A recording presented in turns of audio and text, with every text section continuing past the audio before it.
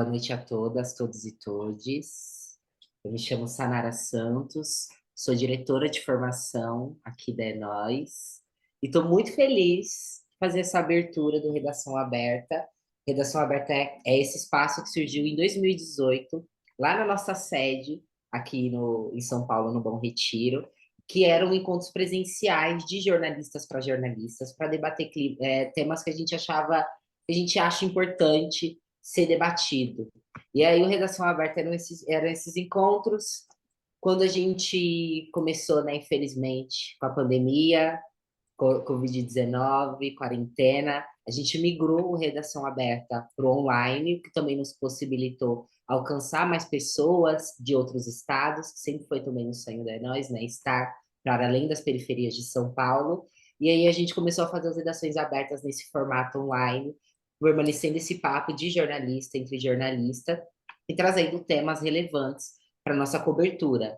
Esse primeiro Redação Aberta, ele faz parte do projeto do Tech Camp, que é um projeto patrocinado pelo Consulado e pela Embaixada Americana, que começou lá no ano passado com uma imersão que nós fizemos em Belém, junto com 60 redações. Algumas dessas redações estão aqui participando desse encontro, para pensar o jornalismo sustentável, inovador, um jornalismo que olhasse mais para as periferias.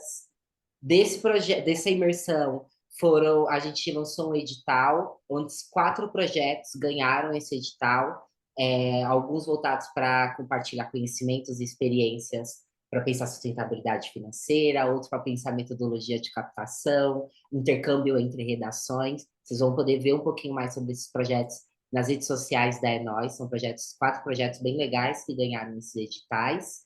E a gente também combinou de fazer 2 redações abertas de temas que culminassem ali dentro do Tech Camp, dessas conversas, desses 4 dias que nós tivemos lá em Belém, né? Que rendeu muita coisa e rendeu muito tema para ser trabalhado pós. E a gente combinou de trazer alguns aqui para o Redação Aberta. Então, esse primeiro Redação Aberta, como coletivos e mídia, coletivos de mídia e comunicadores podem se proteger, é o primeiro Redação Aberta voltado aí para esse tema que a gente vem trabalhando desde o Tech Camp do ano passado. E aí a gente trouxe 2 mulheres muito poderosas, assim, especialistas na sua área, para trazer um pouco de conhecimento de como a gente vai poder se proteger, tanto na cobertura, como também questões mais jurídicas, e o que é essa proteção, qual é o clima que a gente está aqui no Brasil, né? Quando a gente está falando de proteção na cobertura, a gente vem de um governo que trouxe muita violência para nossa profissão, e com a saída desse governo a violência não diminuiu. A gente ainda está passando por um Brasil, né, fascista e com a democracia abalada. Então é muito importante a gente fomentar papos como esse para nós jornalistas que estamos nos nossos territórios, né, maioria das vezes periféricos, criarmos e conhecermos mais ferramentas para poder se proteger. Então, estou muito feliz que a Agnes e a Mônica aceitaram esse convite para o nosso encontro. E para quem está chegando, boa noite. A gente já está começando aqui. E aí, vou começar por ordem alfabética, para ser justa com todas. E vou começar com a Agnes, então. Eu tenho uma pergunta disparadora para você, Agnes. Aí você pode colocar a sua apresentação. A gente já testou, viu que deu tudo certo, mas eu vou começar um pouco com uma pergunta disparadora que para a gente iniciar nosso papo. E aí, quem quiser fazer perguntas, a gente pode deixar. A gente tem um segundo momento de perguntas, depois também das falas da Mônica, então vocês podem ir colocando aqui no chat as perguntas, ou anotando no caderninho de vocês, para vocês depois levantarem a mão. Mas se Mônica ou a Agnes quiserem responder alguma pergunta ali no meio do caminho, também se sintam à vontade, tá bom? Agnes, prazer receber você. Vou deixar você se apresentar também, tá bom? E a nossa pergunta disparadora é essa daqui. Peraí que eu tô com a pergunta anotada no meu celular e ele travou agora. Um minutinho. A pergunta disparadora é: qual é o cenário de ameaças ao trabalho jornalístico hoje no Brasil, segundo os levantamentos do artigo 19? Prazer receber você, Agnes. Obrigada, Sanara. Obrigada a todos do Enós que estão aqui na sala, e as demais pessoas, né, também que estão aqui com a gente. Primeiro, só para me apresentar, assim, rapidamente. Então, eu sou a Agnes, trabalho como assessora do Programa de Proteção e Participação Democrática da Artigo 19. Eu sou do campo das ciências sociais, né? Me formei, nas sociais. Eu sou da comunicação popular, na verdade. E aí trabalho muito nessa dimensão da educação popular, feminista e na comunicação popular também. É, E, enfim, sou de uma comunidade tradicional de terreiro e eu não sei um pouco se depois esse vídeo vai ser passado para outros lugares ou o perfil das pessoas que estão aqui, mas eu vou me autodescrever, que eu acho que é uma coisa muito importante. Eu sou uma mulher parda, tô com óculos, e com cabelo de dreads, assim, tem uns raios desenhados para lembrar Oiá, assim. Tô de batom vermelho, eu tô com uma corrente de girassol, porque eu tenho TDAH. Tô com alguns fios de conta e tô com uma blusa verde, musgo e branca, assim, eu tô com uns cachinhos atrás. Então me arrumei para estar aqui com vocês, que eu gosto para me encontrar com os coletivos, conversar, eu me sinto muito animada. Então, a pergunta aqui, né? Eu fiz uma apresentação porque eu acho que ajuda a gente conversar um pouco e também tem. Ai, peraí, foi errado. Esse aqui que é o da apresentação. Tá. Eu fiz essa apresentação porque também tem alguns links dos materiais da Artigo 19 e das organizações parceiras, assim, e que eu acho que é muito legal é, vocês terem, né? Depois, eu não sei se no momento em que eu tiver conversando aqui com vocês, eu vou conseguir colocar no chat exatamente, mas depois eu acho que ou a Sanara ou a Jéssica consegue compartilhar, e aí vocês vão pegando os links também. Então, assim, para responder essa questão inicial, né, do contexto, uma coisa que a gente sempre tem discutido internamente dentro do artigo 19, qual é o papel, né, nosso, das organizações, da sociedade civil em relação à formação e no nosso campo de formação, que em grande parte somos mulheres, mulheres negras, mulheres indígenas, quilombolas, enfim, mulheres que estão numa situação de vulnerabilidade em vários lugares do Brasil, mulheres cis, mulheres trans, enfim das suas mais diversidades, então a gente tem colocado assim sempre esse papel da educação como esse lugar da transgressão mesmo. E aí eu queria trazer primeiro aqui uma mensagem da Bell Hooks, que é esta tarefa de fazer do lar uma comunidade de resistência tem sido compartilhada por mulheres negras globalmente, especialmente mulheres negras em sociedades de supremacia branca. É, a gente tende a discutir, né, segurança da comunicação e proteção digital muito a partir de um ponto de vista ou muito individualista, ou com a ideia que o interlocutor ali que está atuando, né, enquanto comunicação, fazendo a comunicação, é um homem branco, e o que a gente percebe no nosso campo é que é extremamente o contrário, né? E aí, o que a gente tem discutido é que o exercício, por exemplo, da liberdade de expressão, é, e quando principalmente essas vozes, né, vozes de mulheres negras, vozes das mulheres periféricas, vozes das mulheres cis, trans, vozes do movimento LGBTQIA+, as vozes das comunicadoras comunitárias se colocam, elas desafiam o interesse de muitos indivíduos e grupos que se beneficiam muito com a desinformação, né? E aí, quando essas vozes vão a público e conseguem um impacto social, a gente percebe que esses comunicadores, comunicadoras, jornalistas e muitas vezes essas pessoas que atuam como comunicadoras jornalistas também atuam como ativistas em outros campos, artistas, têm uma hibridez ali do trabalho e começam a ser coagidos por esses grupos, né? Que estão sozinhos ou individualmente fazendo seus trabalhos, às vezes, muitas vezes no cotidiano se sentem isolados até, né? E aí o que a gente costuma dizer que é muito importante para artigo 19 é produzir uma ideia de cuidado muito relacionada com a proteção holística ou com a proteção integral, né? Que a gente costuma colocar. E aí eu vou apresentar aqui alguns pontos. Então, quando a gente fala de proteção integral ou holística, a gente está falando dos mais variados aspectos que envolvem nossas vidas, né? Estratégias mesmo de proteção, elas têm relação com todos esses campos. Geralmente as pessoas tendem a pensar assim, bom, como que fisicamente eu posso me proteger num determinado momento de ataque ou de coação? É, mas a gente entende que Ai, não sei se é o meu.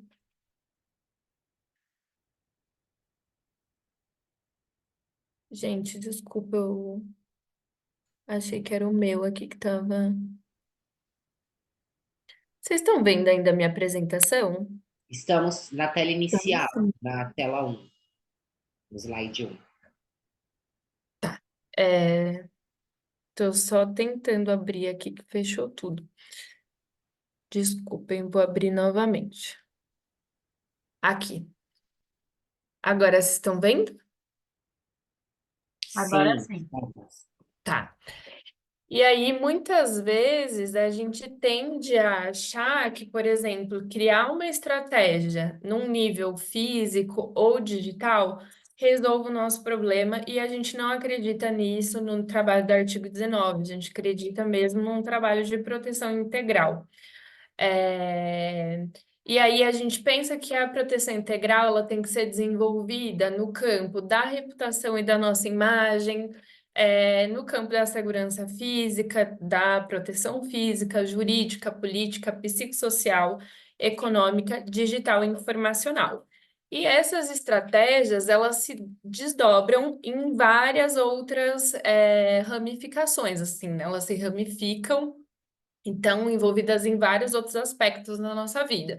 Então, a reputação e a imagem, a gente pensa muito na comunicação institucional, redes sociais, a nossa presença na mídia, né?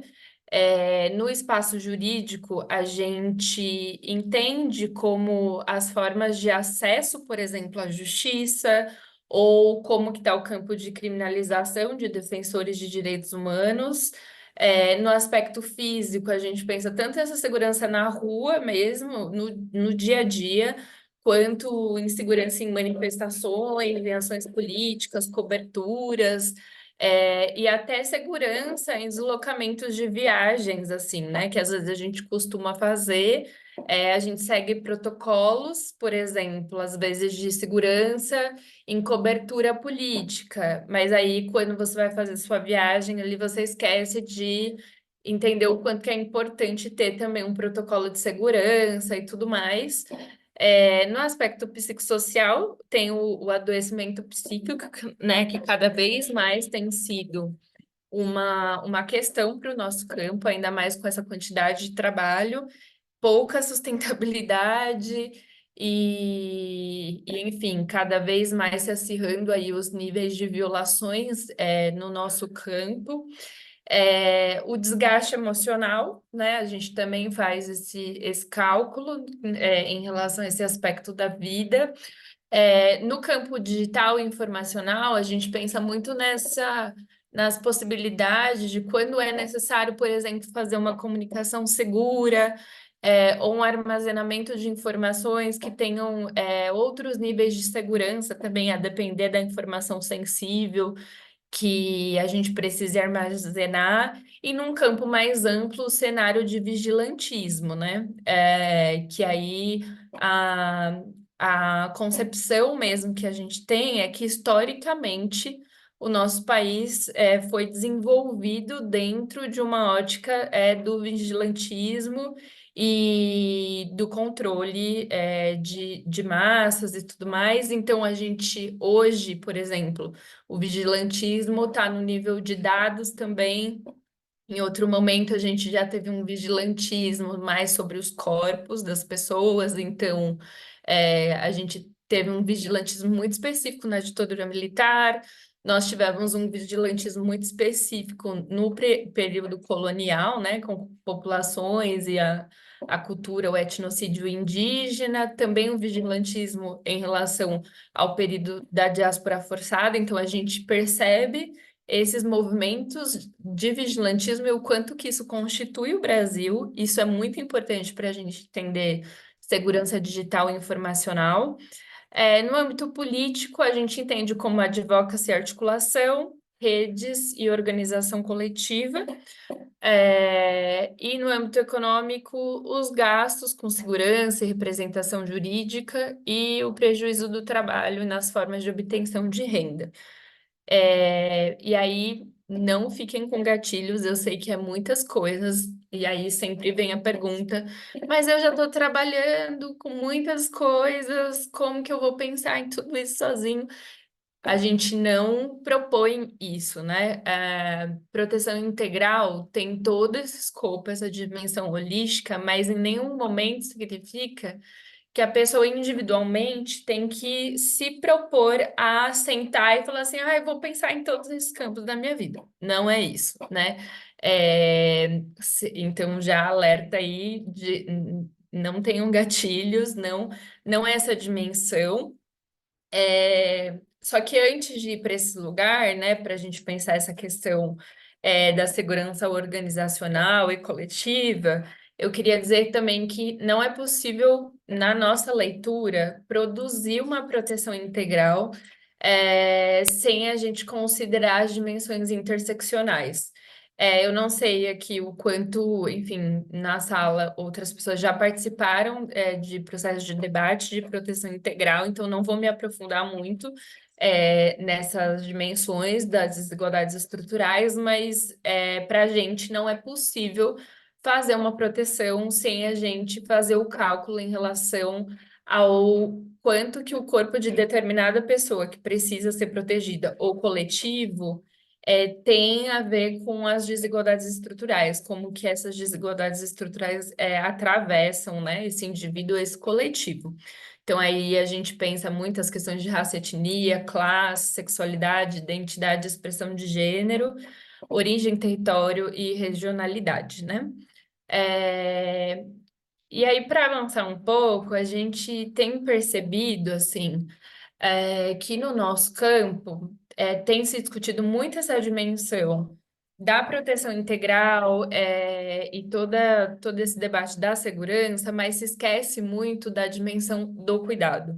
E o cuidado, ele é essencial para a gente ter uma eficiência nas ações de proteção, porque não adianta a gente descrever um protocolo com várias dimensões de segurança e vamos seguir esse protocolo, mas no âmbito das ideias ou do que as pessoas entenderam como costume ou como uma cultura mesmo, de dia a dia, as pessoas promoverem mais, não se cuidarem, né? Não ter esse pacto sobre cuidado, ou a pessoa querer se cuidar, mas o coletivo, os espaços onde ela circula são espaços que negligenciam esse cuidado. Então, a gente tem feito muito essa pergunta, né?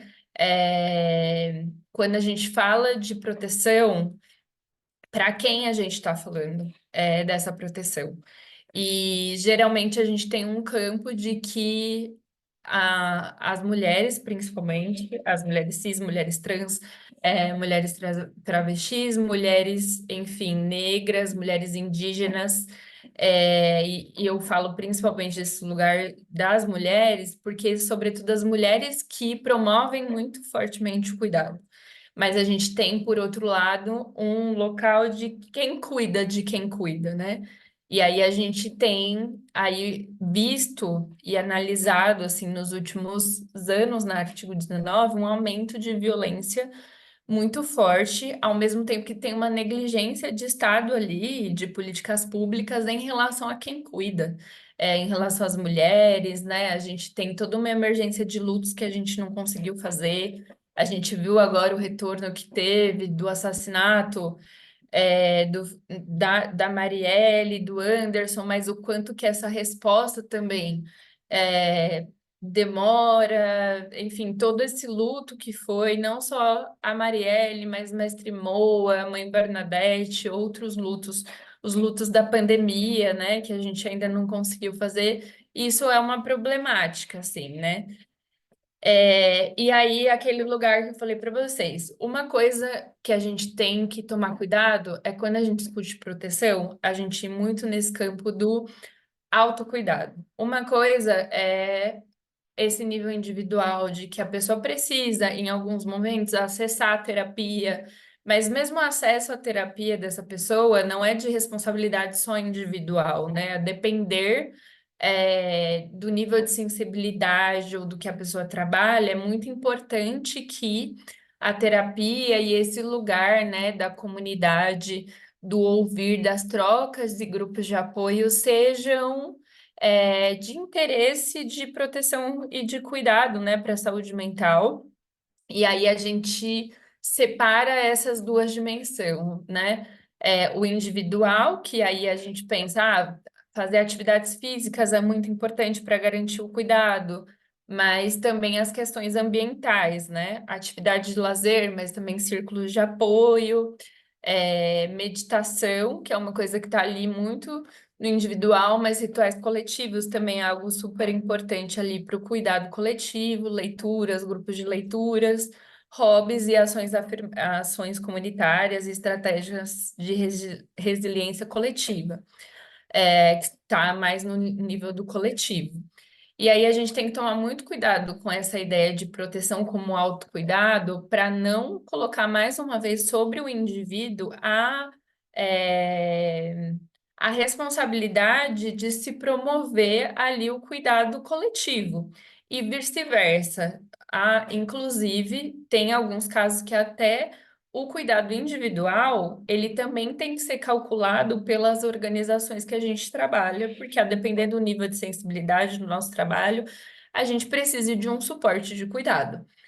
E aí, cuidado, a gente está entendendo como dos seus mais diversos, assim, que a gente tem visto, assim, no Brasil, vários desdobramentos de formas de cuidados coletivos, que vai desde das tecnologias ancestrais, né, de aldeamento, aquilombamento, rede, acolhimento, esse lugar de falar, ouvir, de respirar, da empatia, da autoestima do ebó, né, do igarapé lá no norte, dessa dimensão mesmo de construção de grupo, né, de movimento LGBTQIA+, o dançar, o banho de ervas, a gente tudo ali está dentro desse âmbito do cuidado coletivo, e eu quis trazer aqui porque acabam, quando a gente discute isso, invisibilizando essa questão, e isso é muito importante. A cultura de cuidado, ela tem que ser muito fortemente implementada para a gente conseguir consolidar a proteção.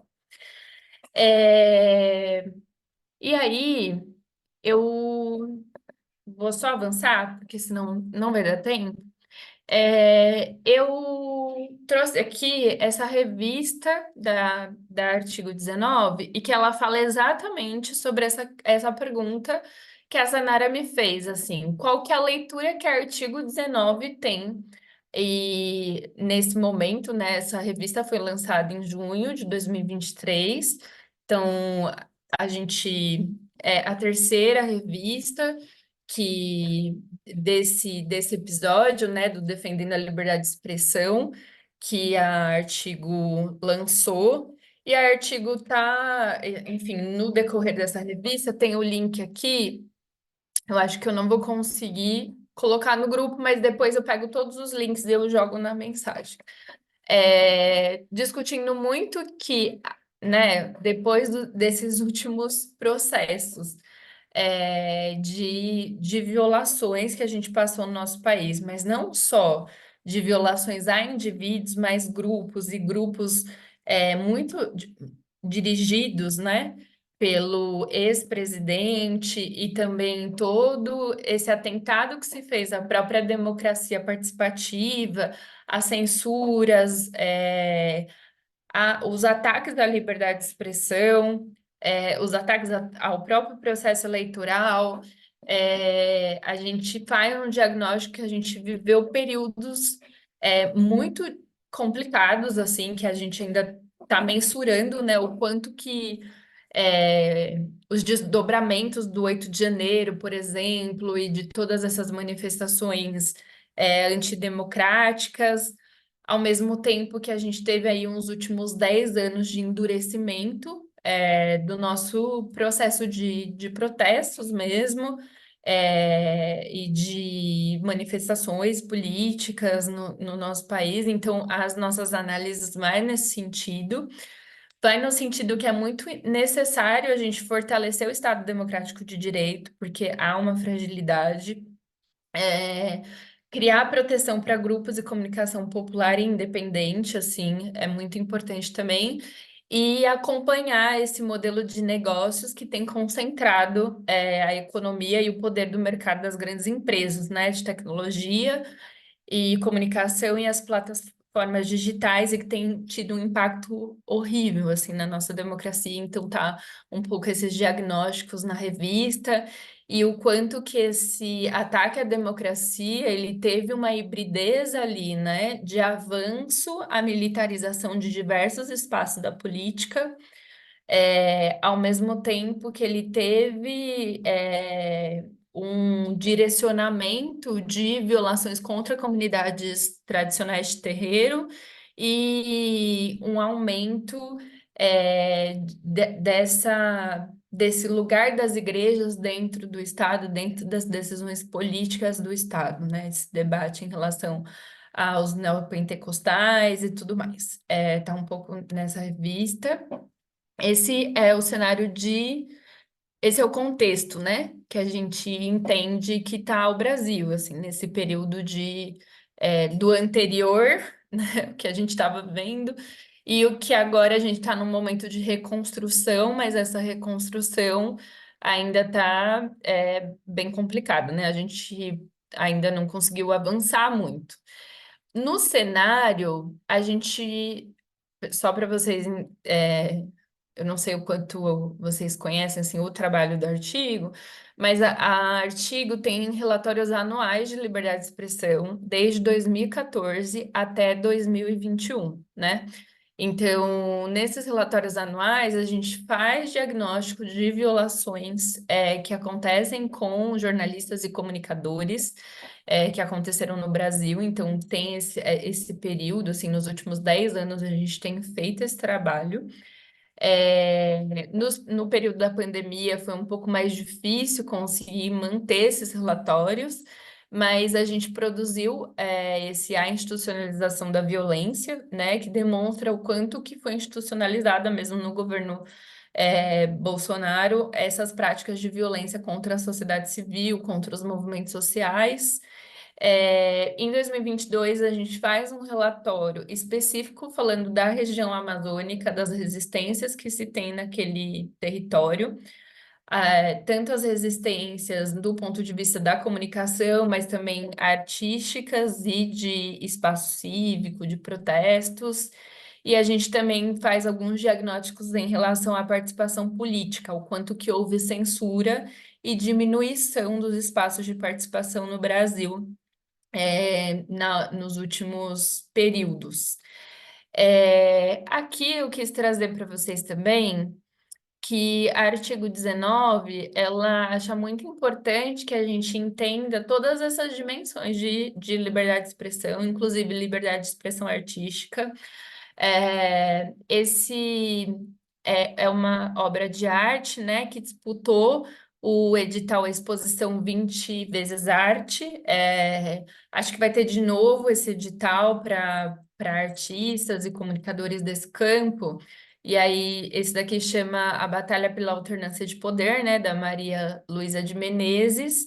E o projeto tinha muito foco em discutir o quanto que houve censura também nesse campo da comunicação artística, né, no debate em relação à luta contra o racismo e a censura no Brasil. E aí foi uma parceria entre Artigo 19 e Coalizão Negra. Tiveram 20 artistas que ganharam. Essa é uma das obras que eu quis trazer aqui para vocês, para explicar um pouquinho o trabalho que o Artigo tem feito também nesse campo de liberdade artística. E aí, propriamente assim, quais são as técnicas que nós usamos, as ferramentas de apoio para fazer uma análise de risco e conseguir a gente mensurar ali o risco em que uma determinada pessoa esteja, né? Então, primeiro a gente fez duas edições dessa formação, que foi com artistas, comunicadoras e jornalistas, mais focado em mulheres, mulheres cis e mulheres trans e travestis. E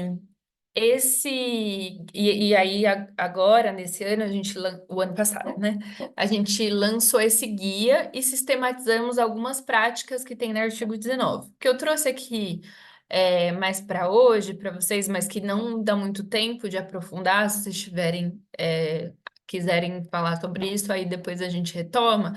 É que a gente tem a tecnologia, né, de usar a ferramenta de fazer mapeamento de atores, né? Então, a gente entende que mesmo se a gente tem um trabalho sozinha ou sozinho ali no nosso território, é muito importante que a gente sempre saiba quem são os atores que estão com a gente, pode ser no território, pode ser fora do território, mas que podem nos auxiliar. A depender se a gente esteja em risco ou não, né? Ou quanto que a gente tem uma rede, né?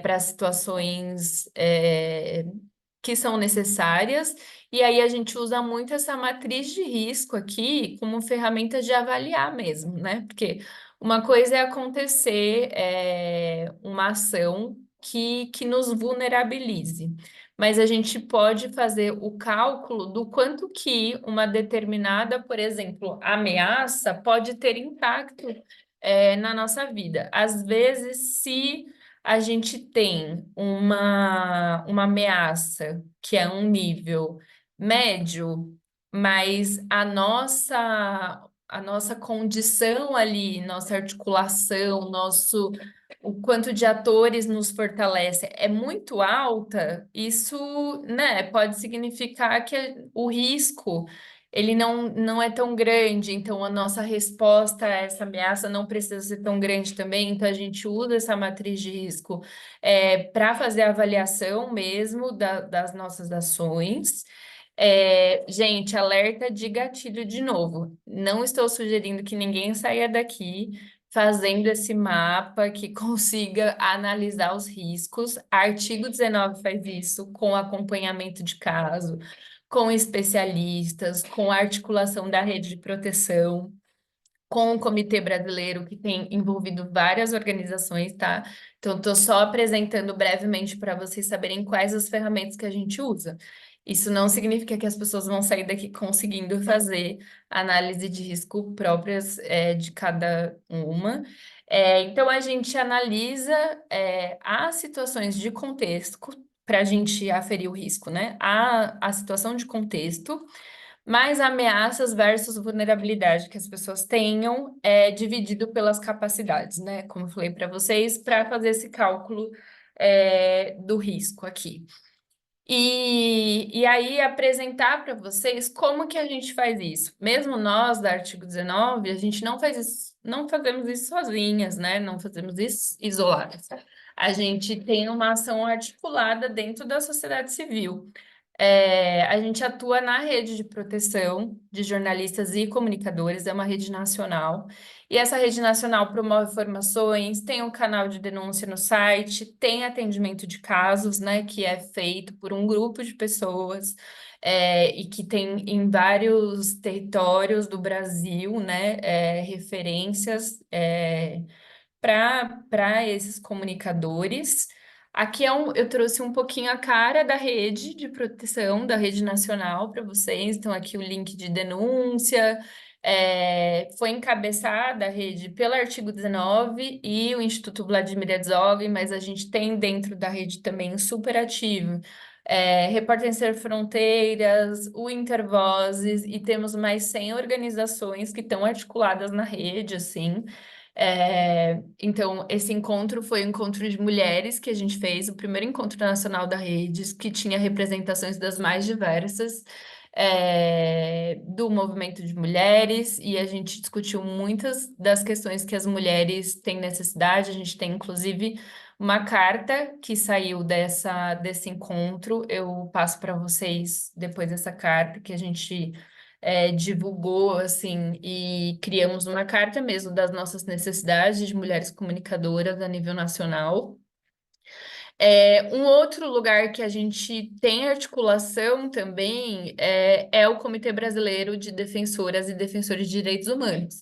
Então, a gente também faz essa ação de proteção articulada com o comitê. E aí, o comitê tem diversas outras organizações que atuam também no campo de defesa de direitos humanos.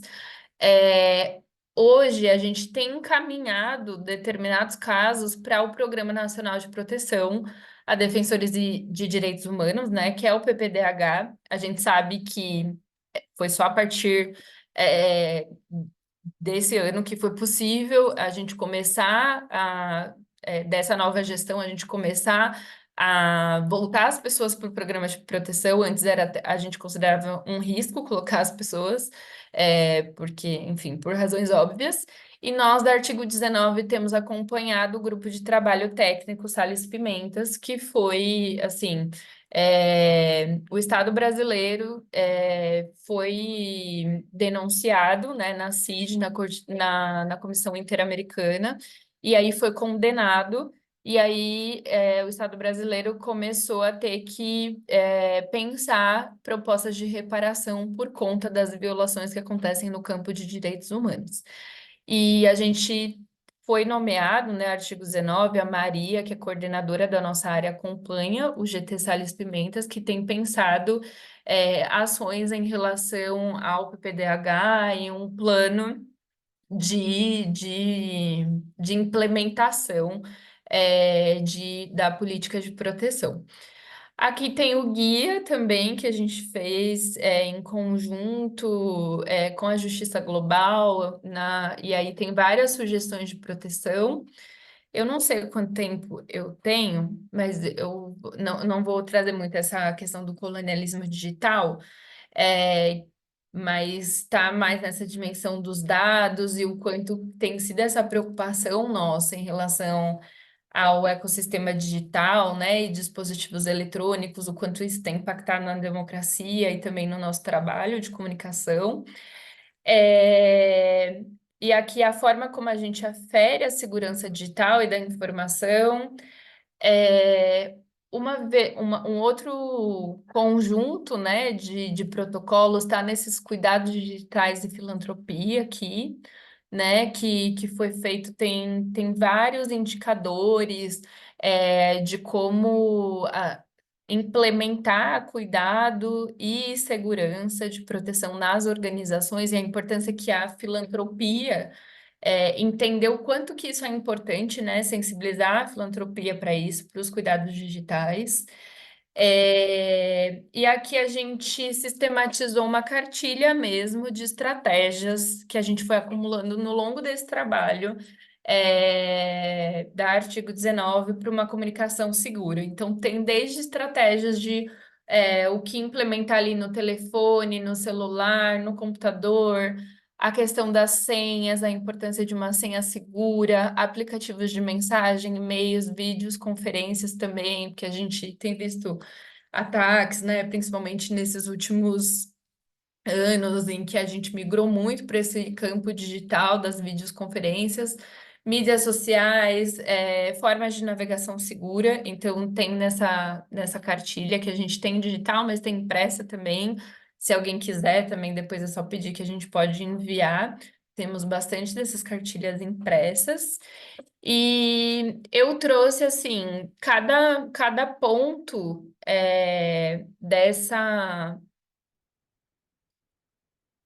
cada ponto dessa dimensão da cartilha, mas eu. Ai, saiu da apresentação. Mas eu tô com a impressão que já estourou meu tempo, eu não estava vendo aqui um pouco. Então, eu não vou passar ponto por ponto, para também não avançar muito, mas eu trouxe em termos gerais, assim, o que que a gente faz. Espero que eu não tenha corrido muito para falar. E é isso, gente. Estou por aqui, aí a gente vai trocando. Obrigada pelo espaço, do É Nóis.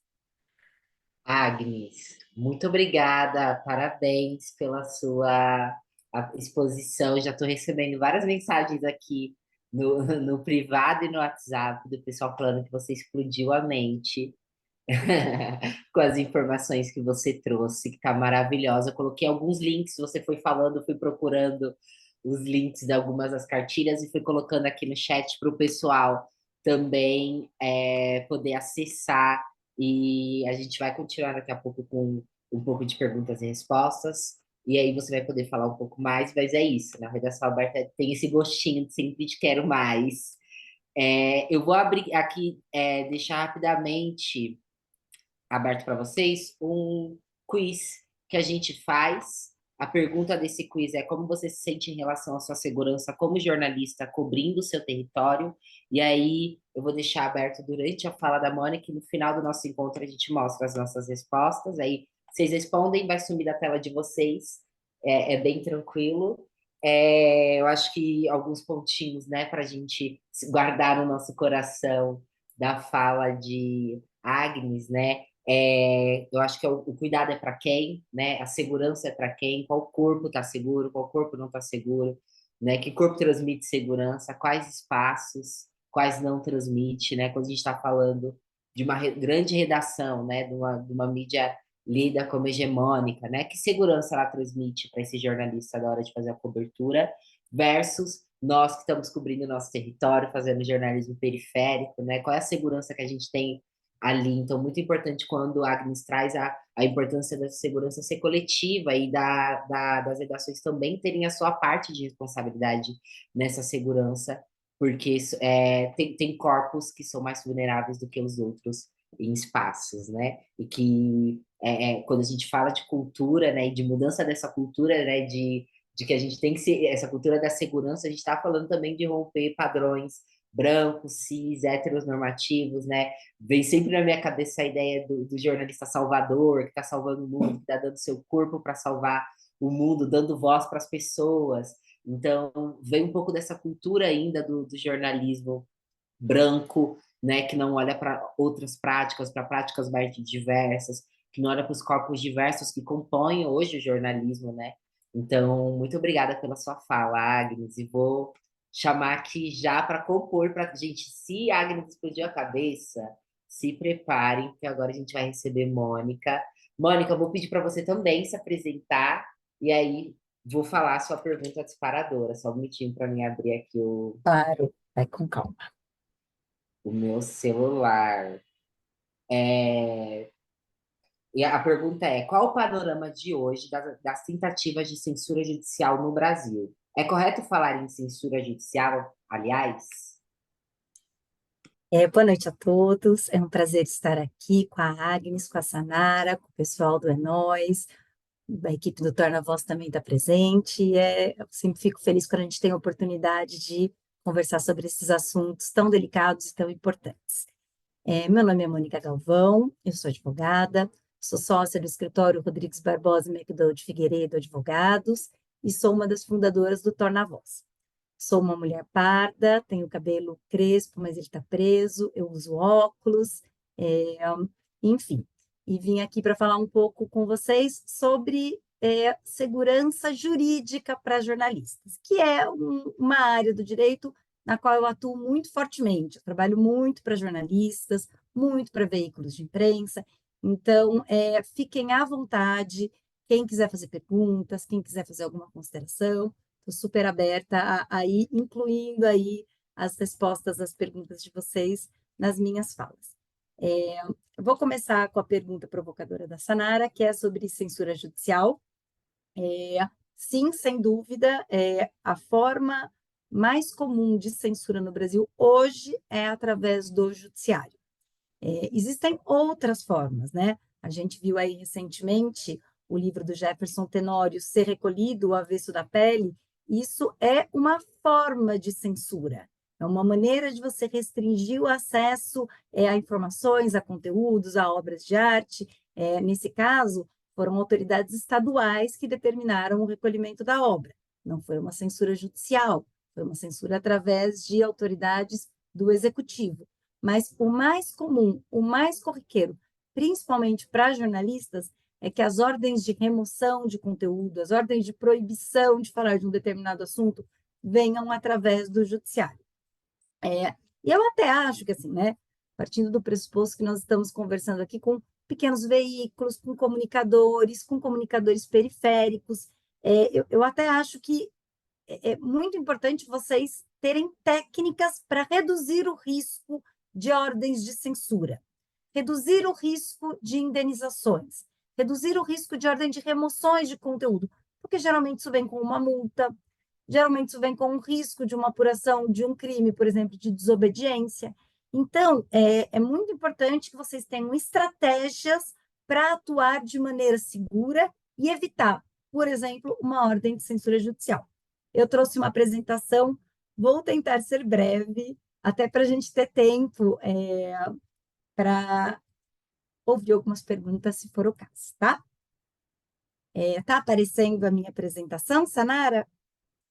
Sim, estamos vendo. Tá bom, ótimo, obrigada.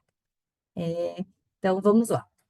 Por isso, pensando aí em estratégias para vocês reduzirem os riscos da atuação de vocês, eu quis começar falando de boas práticas para jornalistas. Então, cuidados que os jornalistas têm que tomar, que os comunicadores têm que tomar na hora de veicular um conteúdo.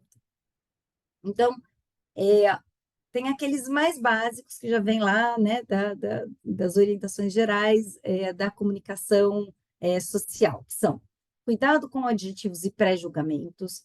Em regra, jornalistas trazem notícias, trazem fatos.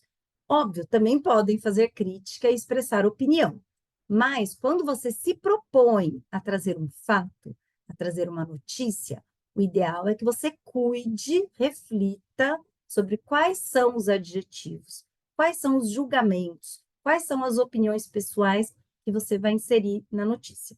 Pode fazer isso? Pode, claro, é muito comum. Colunistas vivem de dar sua opinião, né? Articulistas, em regra, dão um monte de opinião. Mas, toda vez que você insere sua opinião, um adjetivo, um julgamento, numa peça jornalística, você atrai uma outra camada de preocupação. Porque quando você está falando de fatos, veiculando fatos, notícias, a preocupação básica essa informação é verdadeira? Eu tenho prova de que ela é verdadeira? Quando eu começo a tratar de opinião, quando eu começo a fazer uma crítica, entra uma outra camada, né? Que essa crítica é abusiva? Essa crítica se justifica? Ela é voltada para o interesse público? Então, é importante que vocês tenham muito claro qual é a intenção de vocês ao trazerem uma informação a público. Outro cuidado, que, gente, pode parecer besteira, mas é uma coisa que dá muito problema, gera ação, gera questionamento e gera condenação, que é o uso de expressões técnicas, técnicas jurídicas, técnicas de economia, a expressão denúncia, por exemplo, no direito, ela tem um sentido específico, às vezes a gente vai se referir a um profissional e usa uma expressão, às vezes, por exemplo, aquele funcionário público foi exonerado ou saiu a pedido. Esse tipo de jargão que traz uma informação agregada a ele costuma dar muito pano para manga em ações judiciais. Então, eu recomendo que vocês se certifiquem, verifiquem as informações técnicas que vocês vão usar em matérias jornalísticas e usem a informação, a expressão apropriada. Tem um item novo de preocupação aí na vida dos jornalistas, que é atenção ao reproduzir entrevistas. Não sei se vocês estão acompanhando um movimento super recente, que é uma decisão do Supremo Tribunal Federal, que estabeleceu que os jornalistas, os comunicadores, os veículos, são responsáveis pelo conteúdo de entrevistas em determinadas situações, né? Então, quando houver elementos que indiquem que a informação é falsa, ou quando não tomar as devidas cautelas para verificar se aquela informação tem justificativa, enfim, mas isso abre uma nova porta de responsabilidade para os veículos e comunicadores. Então, eu ia falar antigamente, mas não é antigamente. Alguns meses atrás, quando o jornalista reproduzia uma entrevista, a gente reproduzia com tranquilidade. Ah, tudo bem, estou dando umas aspas do meu entrevistado, eu tenho o registro dessas aspas, posso reproduzir a entrevista, é o que ele está falando. Hoje em dia, de 3 meses para cá, deve-se realizar essa análise, essa entrevista, essa declaração do meu entrevistado é razoável? Eu tenho algum elemento para duvidar dessa declaração? Isso é sabidamente falso? Porque se for, o jornalista e o comunicador podem ser responsabilizados pelo conteúdo dessa entrevista. Então, é um item novo de preocupação aí para vocês. A outra questão que eu tenho tentado chamar bastante a atenção dos comunicadores, dos jornalistas, é para dar espaço e destaque para o outro lado. É uma preocupação que pode salvar uma ação, pode salvar um questionamento. Você ouvir o outro lado e fazê-lo constar do texto com o mesmo destaque, de maneira honesta, de maneira efetiva, que não seja um outro lado burocrático, que seja um outro lado que efetivamente dê a palavra para a outra parte também. Isso é muito considerado pelos juízes, pelos julgadores, na hora de analisar um pedido de indenização, um pedido de censura, enfim. Então, fiquem atentos para o outro lado. Aí eu trouxe aqui alguns exemplos. Acho que eu começo com uns anedóticos que eu gosto. Porque quando a gente fala de boas práticas para jornalista, hoje em dia a gente tende a exigir uma linguagem meio asséptica, né? Meio neutra, assim, tem um jeito de escrever, de veicular notícia, que é bastante padronizado, digamos assim. Mas não foi sempre assim, né?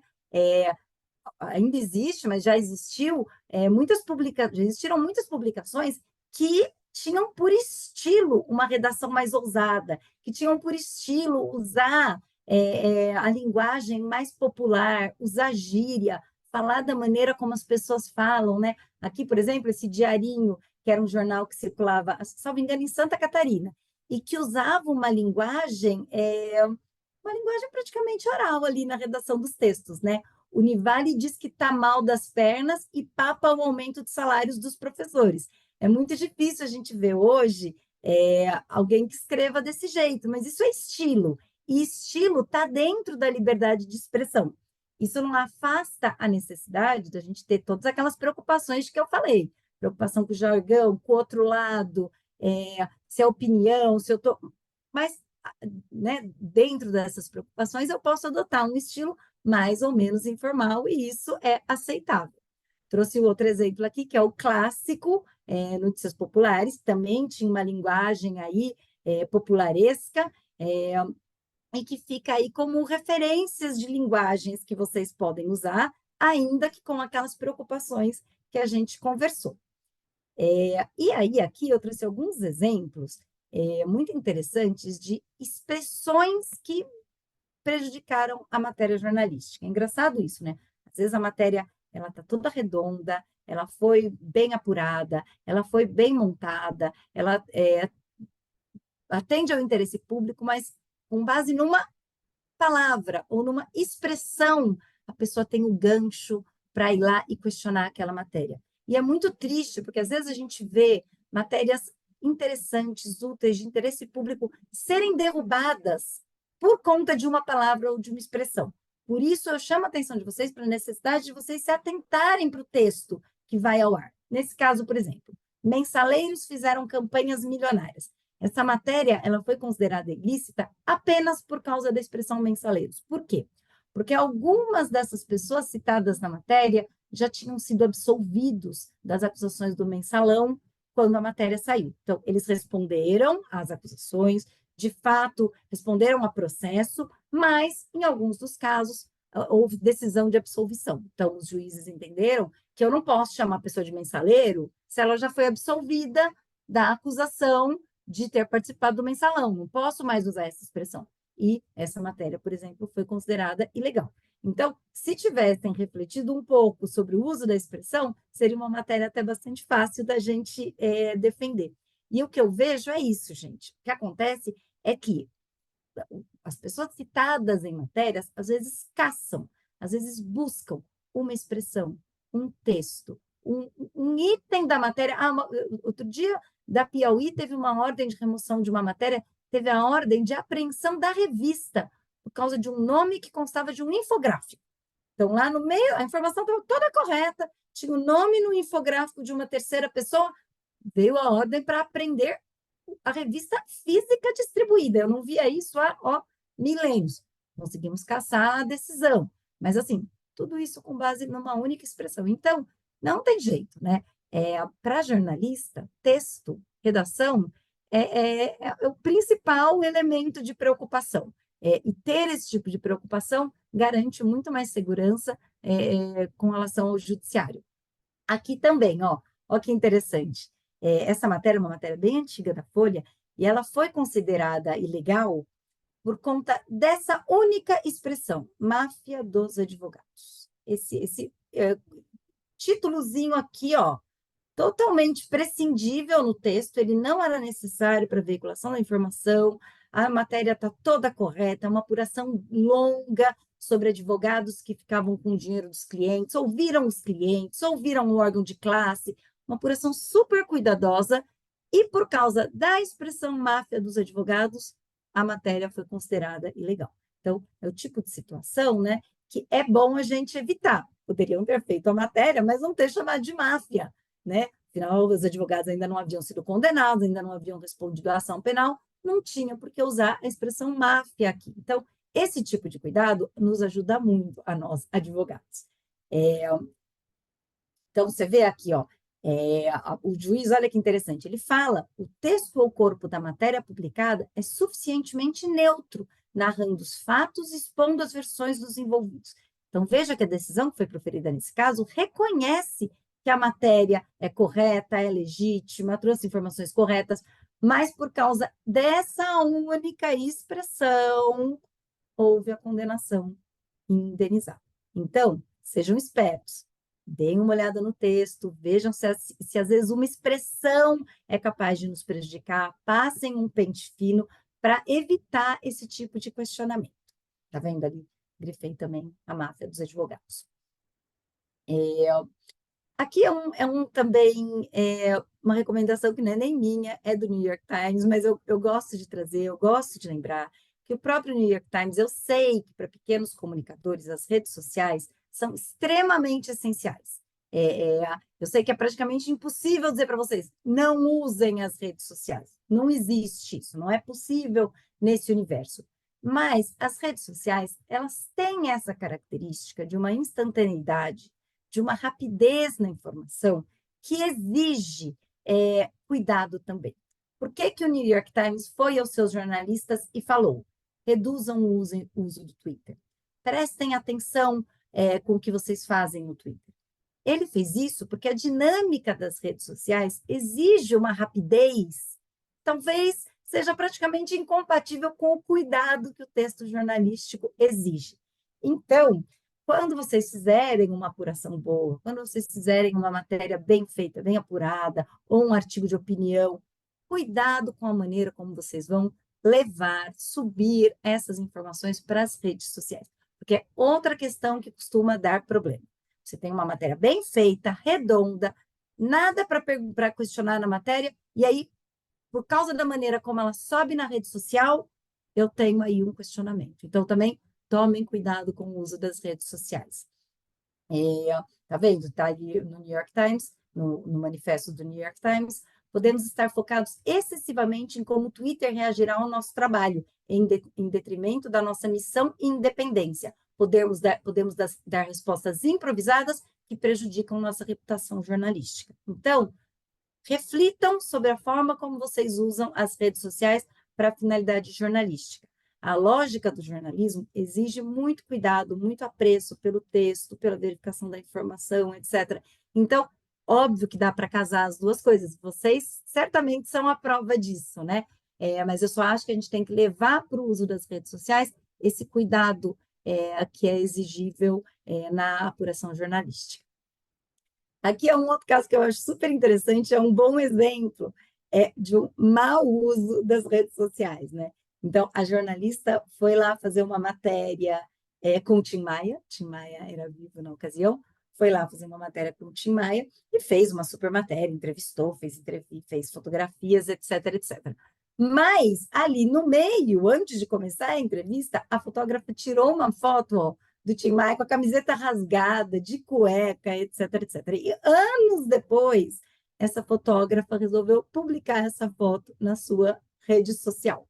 E não preciso nem dizer que isso gerou uma ação, porque aquela fotografia não foi obtida nesse contexto, porque não teve o cuidado de uma matéria, era uma fotografia que expunha, né, ali o Tim numa situação não preparado para a entrevista, etc, etc. E isso gerou uma ação. Então, a matéria que foi publicada no jornal não deu problema, mas a reação posterior na rede social gerou um risco para o jornalista, para o fotógrafo ali que reproduziram esse conteúdo. Então, cuidado ao lidarem com as redes sociais. Aqui também é um caso que eu gosto muito, é um processo que ainda está em andamento, então eu sou super atenta a esse processo, acho ele super importante. Envolve um comentário que o Kennedy Alencar fez a respeito do Otávio Facuri, que é um influenciador bem ligado ao Bolsonaro, uma figura muito questionável, vamos deixar por aí. E aqui, nessa opinião, o Kennedy chama o Otávio de fascista. A minha opinião, responde o fascista para tudo na CPI. Então, ele chama o Otávio Facuri de fascista. E isso gerou uma ação contra o Kennedy Alencar. E, surpreendentemente, gente, ó, o Tribunal de Justiça de São Paulo, nós temos um Tribunal de Justiça em cada estado da federação. Alguns melhores, alguns piores, enfim. O Tribunal de Justiça de São Paulo é extremamente conservador, não é pouco. Ele funciona bem, a gente sabe circular bem no Tribunal de Justiça de São Paulo, é uma jurisprudência um pouco mais sólida, mas é muito conservador. Então, nós perdemos essa ação no Tribunal de Justiça de São Paulo, falando que não pode chamar ninguém de fascista. Vejam o absurdo do controle da opinião nesse caso. Eu vejo uma atuação pública de alguém, o Otávio Facuri havia feito um depoimento numa CPI, né? Então, veja que ele veio a público, falou o que quis na CPI, e por conta disso foi chamado de fascista pelo Kennedy Alencar, né? Eu não posso opinar que alguém agiu de maneira fascista. Isso é proibido, né, ou é considerado ilegal pelo Tribunal de Justiça de São Paulo. E me chamou muita atenção nesse caso, ó, porque na decisão o desembargador cita a Bíblia. A língua uma chama de fogo, cheia de maldade e envenena todos os membros do corpo. E é o próprio inferno que ateia fogo à língua, que pode transformar toda a nossa vida numa chama ardente de destruição e desastre. Então, assim, não só considerou ilegal a opinião do Kennedy, fundamentada num depoimento público na CPI, eu acho extremamente defensável essa opinião nesse caso. Nesse caso, o Kennedy é um comentarista, ele é um comentarista político, ele expressa opinião sobre as coisas, né? Então, é contratado para fazer isso. Não só considerou ilegal, como utilizou-se de uma citação da Bíblia para justificar essa ilegalidade. Não consigo nem dizer as diversas camadas em que isso afronta o Estado de Direito, a laicidade do Estado, etc. Mas eu só coloco isso para vocês terem claro que o judiciário é um espelho da sociedade. Então, o que eu tenho na sociedade, eu tenho no judiciário, né? Um pouco mais à direita. Então, exige também muito cuidado de vocês na expressão de opiniões. Também chamo a atenção aqui de que essa opinião do Kennedy, ele deu no perfil pessoal dele na rede social. Eu não lembro agora, eu acho que era Twitter, mas não me recordo. No perfil pessoal dele na rede social. Então, isso gerou uma ação pessoal contra ele. Então, cuidado com a expressão de opinião nas redes sociais. Gente, ó, não vai dar tempo de eu falar tudo, hein? Como sempre. Só para chamar a atenção que nesse caso específico do Kennedy, que é um caso que a gente está super atento, vai subir agora para os tribunais superiores, teve um voto vencido da desembargadora Herta Helena, é uma desembargadora que votou ali também, e que ela não, falou que pode sim chamar de fascista e comunista, que são termos que têm sido utilizados para designar extremistas de direita e esquerda, respectivamente, sem guardar relação direta com os respectivos regimes. Não se nega que a expressão é ácida, dura, crítica, mas que no debate político as opiniões têm essa característica de firmeza, veemência, crítica negativa. Isso tem que ser admitido. Mas é esse tipo de discussão que a gente pode levar para o judiciário. Então, as recomendações básicas para vocês reduzirem os riscos nos conteúdos que são disponibilizados, tá? Então, reduza e pondere o uso de expressões negativas ou depreciativas. Pode usar? Óbvio que pode. Estava aqui defendendo agora que o Kennedy pode chamar o Facuri de fascista. Tudo bem. Mas pense se essa é a expressão adequada. Pense se é uma matéria de opinião.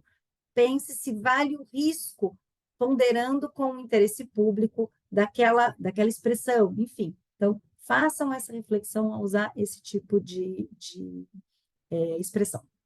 Certifique-se do significado de expressões técnicas jurídicas, do funcionalismo público, de economia, de engenharia. Prestem atenção se vocês estão utilizando as expressões técnicas de maneira adequada.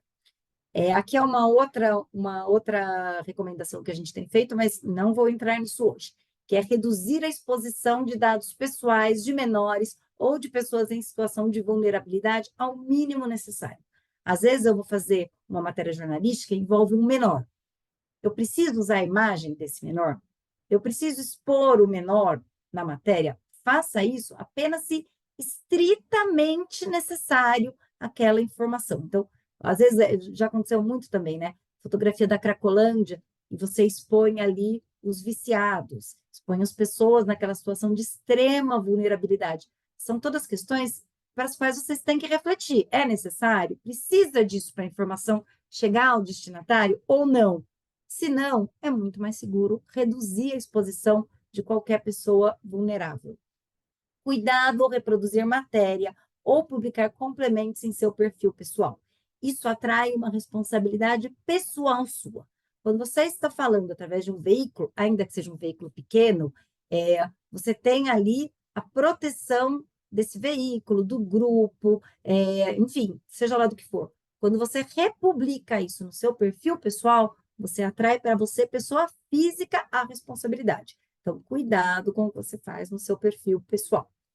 E aquela regra de ouro: não apague nem altere matérias, não tome medidas, não publique direito de resposta sem alguma orientação jurídica. Quando você apaga, altera, publica direito de resposta, você está muitas vezes admitindo um erro, admitindo que a informação tinha que ser alterada, que não estava correta. Se você eu entendo que às vezes você recebe uma notificação, exclua a matéria sob pena de multa. Às vezes a medida instintiva é: vou apagar isso agora e acabar com esse problema. Mas às vezes o cumprimento de uma decisão nesses termos funciona como uma admissão de que havia um problema, de que havia um erro. E isso aumenta o risco a que vocês estão sujeitos. Então, o ideal é que vocês procurem, no caso de uma ordem de remoção, no caso de uma reclamação, procurem alguma orientação jurídica antes de adotar esse tipo de medida.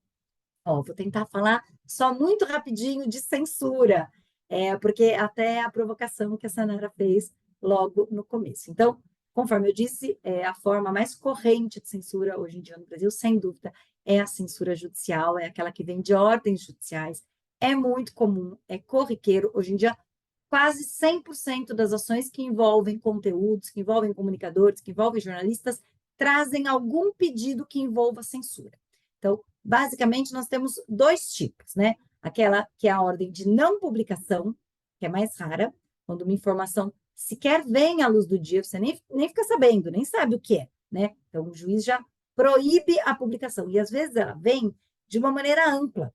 Ela vem assim: proíbo qualquer notícia sobre qualquer assunto. Então, né, nem pondera se aquela notícia específica se justifica, se a informação era útil, era necessária, como foi feita a apuração, já veda qualquer tipo de menção àquele assunto. Esse tipo de ordem tem sido caçada. A gente tem conseguido evitar esse tipo de determinação genérica e prévia de publicação de um conteúdo. O que tem sido mantido e comum e corriqueiro é a ordem de remoção de um conteúdo já publicado. Isso, assim, já caiu no arroz com feijão. Eu já vi juiz e desembargador dizendo que, dependendo da ordem de remoção, não é censura. Então, ou seja, pode censurar, né? Porque no fim é isso. Então, é muito comum ações de indenização, ação de direito de resposta, ação de obrigação de fazer, alguns tipos de ação que vêm com uma ordem de censura. Aí, eu vou falar muito rapidamente. Aqui eu havia trazido também aqui um exemplo, né? Que é um dos mais recentes, de censura, a pedido do presidente da Câmara dos Deputados, Arthur Lira. Ele pediu e obteve uma liminar de censura que está proibindo muitos veículos de veicular informações sobre uma acusação que ele sofreu por parte de sua ex-mulher. Ele está processando não só os veículos, como a ex-mulher, que sumiu, desapareceu, ninguém sabe dela, mas é uma acusação super grave sobre ele, de violência física e sexual, e os órgãos de imprensa estão proibidos de falar deste assunto.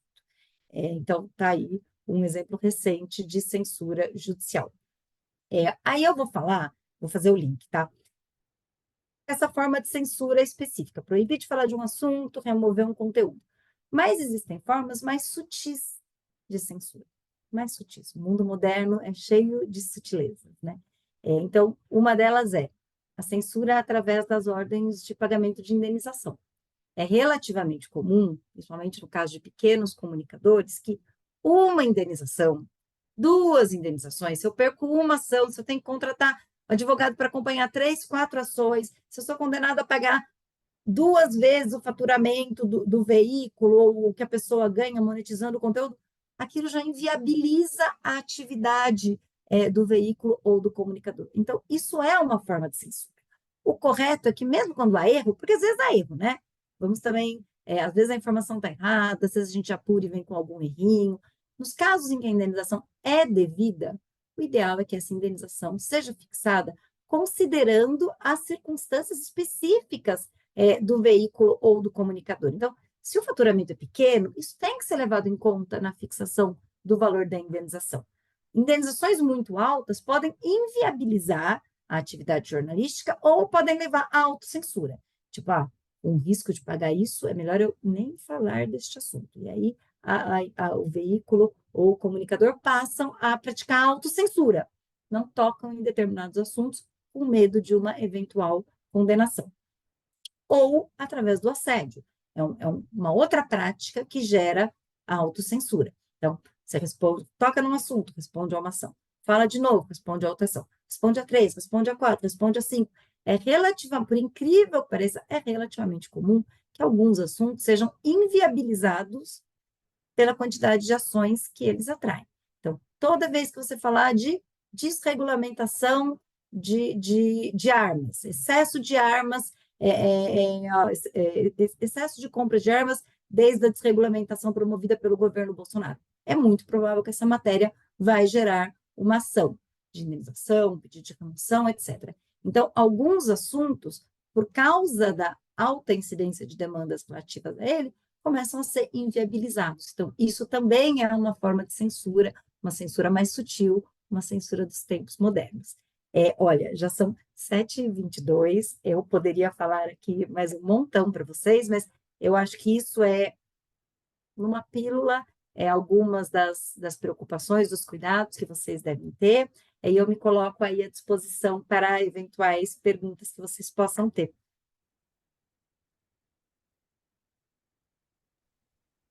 Muito obrigada, Mônica. Acho que eu vou começar aqui antes de ir para a minha pergunta.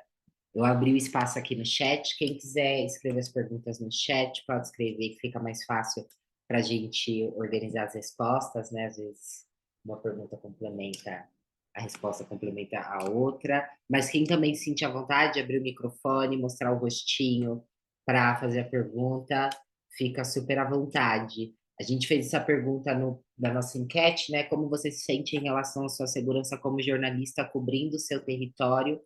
E aí a gente teve algumas respostas da nossa audiência aqui, e a maioria respondeu que às vezes se sente insegura, especialmente em determinadas áreas, né? Quem quiser também desenrolar um pouco sobre essa resposta, trazer um pouco da sua experiência dentro do seu território, está super, super aberto. Eu vou começar com uma pergunta para as duas, e aí eu queria que ouvir um pouquinho aí as respostas e novamente, quem quiser fazer perguntas pode abrir o microfone ou colocar aqui no chat que a gente lê.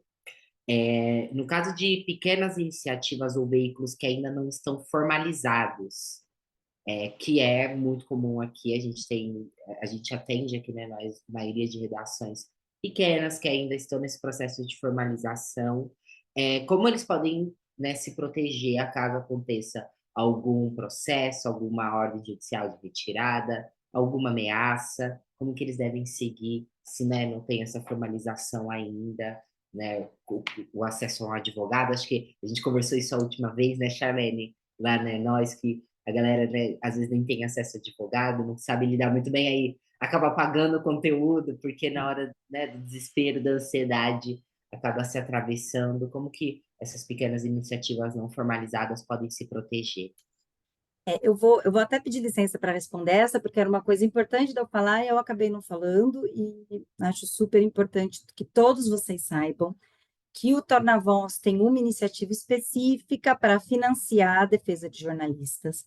O Torna-Voz tem, mas outras entidades têm também, a Abrage tem, o artigo 19 também, né, tem, a Agnes pode falar um pouquinho.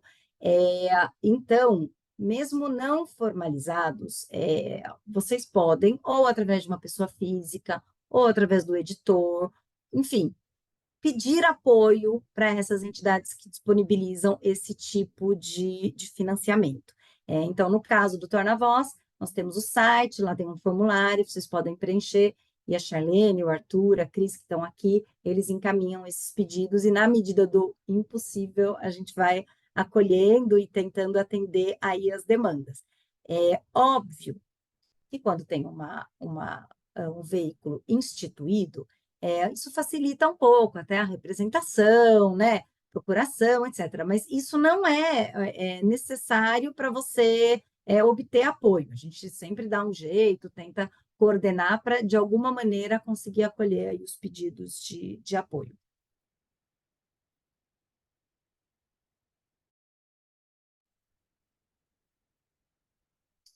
Posso responder? Por Tá. favor. Eu comecei a colocar os links aqui, eu não entendi ainda quais já foram ou não, mas assim, quando eu falei das nossas iniciativas, eu estava muito falando nessa dimensão. É, não precisa necessariamente ter uma. Tanto que o trabalho que a Artigo desenvolve com comunicadores, a gente entende comunicadores de forma muito ampla.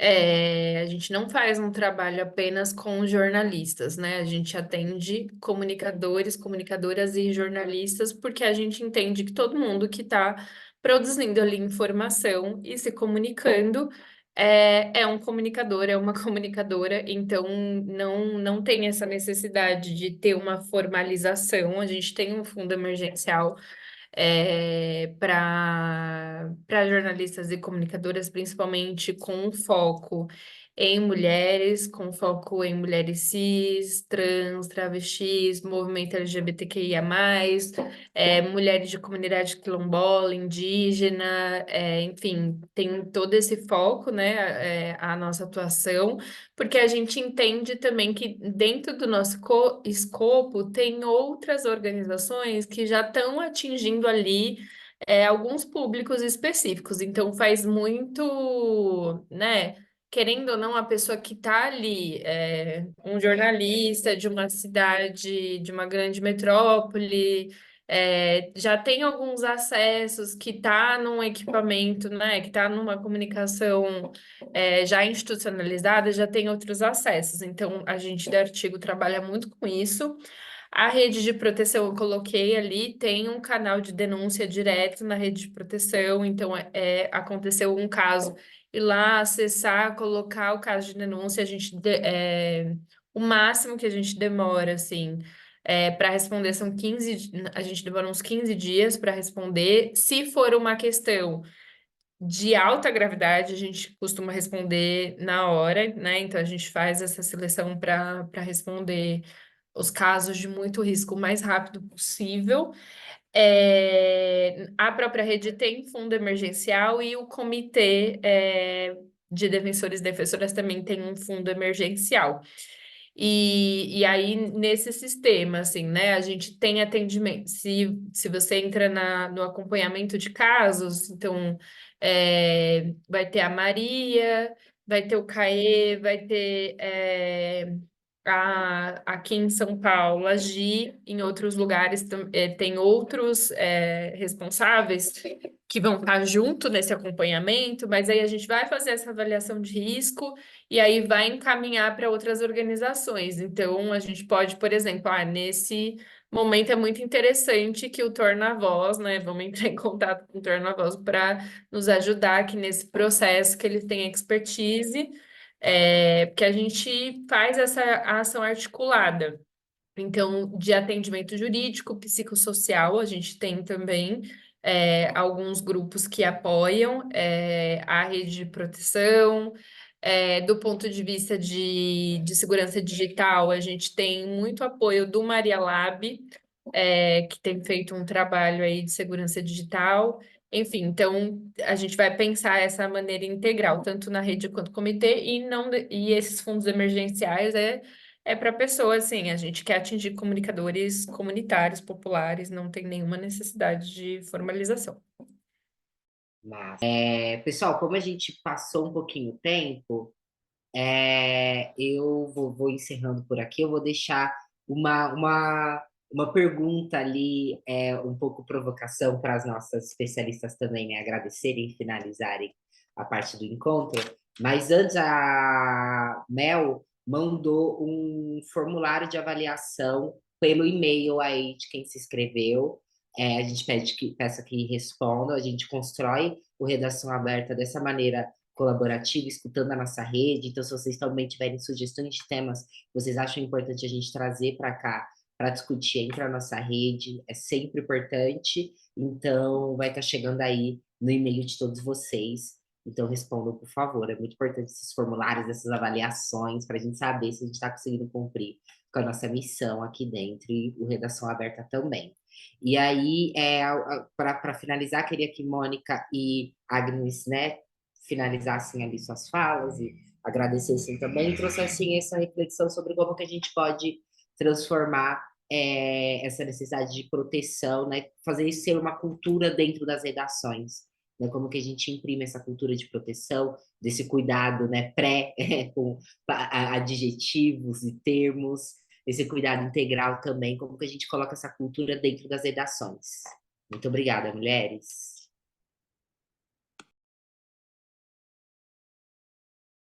Acho que pode ser Mônica e Agnes. Pode ser?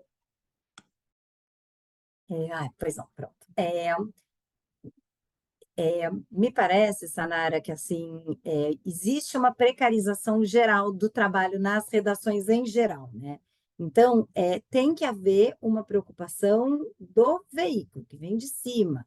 Tem que haver uma preocupação em instituir essas políticas, eventualmente organizar essas políticas, montar um manual, dar orientações efetivas para as pessoas, de modo que isso entre no DNA da publicação. Então, até nas grandes redações, a gente sente essa dificuldade. Quem dirá nos pequenos veículos, que às vezes é uma única pessoa. Eu falo, tem que vir de cima, não tem de cima, é a própria pessoa. Mas o que eu sinto também é que, assim, iniciativas como o Nós, como o Artigo 19, como o Torna-Voz, são tentativas de você reorganizar, né, essas exigências, essas preocupações. Então, não vai ter quem faça isso por nós vamos ter que fazer. E aí a sociedade se organiza, as pessoas se organizam, e estamos aqui, tendo essa conversa importante sobre isso. É, acho que é isso. Para quem consegue trabalhar numa instituição, a instituição vai ter que se preocupar em estabelecer padrões, critérios, em ter essa preocupação de uma maneira institucional.